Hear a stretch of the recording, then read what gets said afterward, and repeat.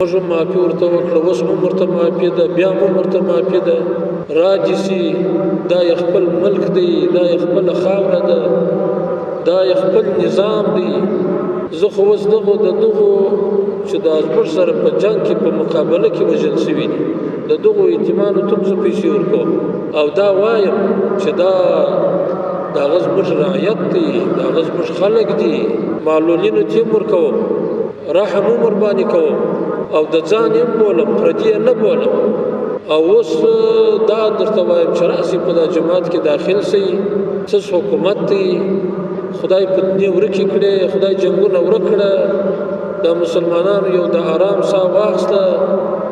مسلمانان یو، ایمان لرو، نو اختلاف ولې سره کوو؟